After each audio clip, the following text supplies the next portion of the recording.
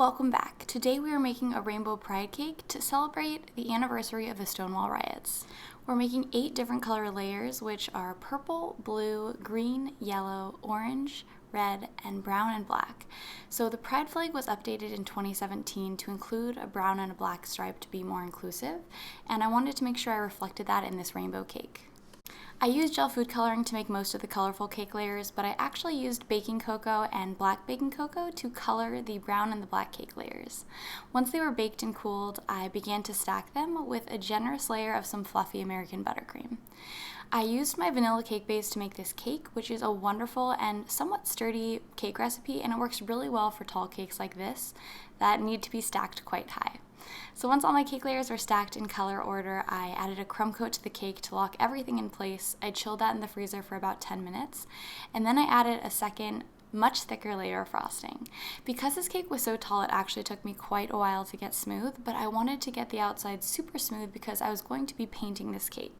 Once I was happy with how smooth my frosting was, I chilled my cake in the freezer again for about 10 minutes, and while I did that, I started to create some edible paint. To paint this cake, I'm using a mixture of gel food coloring and a bit of vodka, so I would say I'm using about a half a teaspoon of vodka and a few drops of gel food coloring to make each color. If you don't want to use vodka or a clear alcohol, you can also use any type of clear extract that could be like lemon or almond extract would work great. I mixed each color together with a toothpick, and then it was time to start painting our cake. I do want to note I have a separate set of paintbrushes that I just use on cakes to make sure that they're nice and clean whenever I want to decorate using them.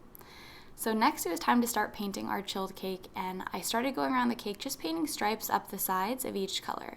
At first I thought I was going to stay with this kind of straightforward look of just painting vertical stripes, but as I was going I started making some waves, and I really loved the way it looked. I thought it gave the cake a lot more movement and just made the design look a lot more exciting. I also started to try to blend the colors together so that it wasn't quite so much of a stripe and more of kind of a smooth flowing rainbow.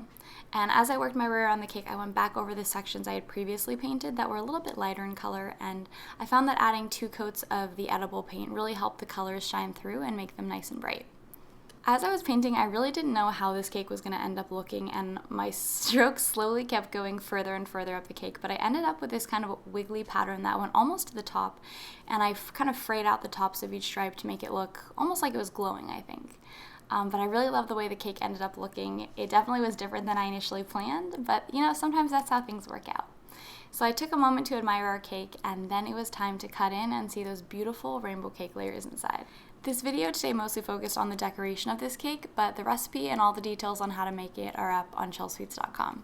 Thank you guys so much for watching. I hope you guys enjoyed this video, and hopefully I'll see you guys again soon.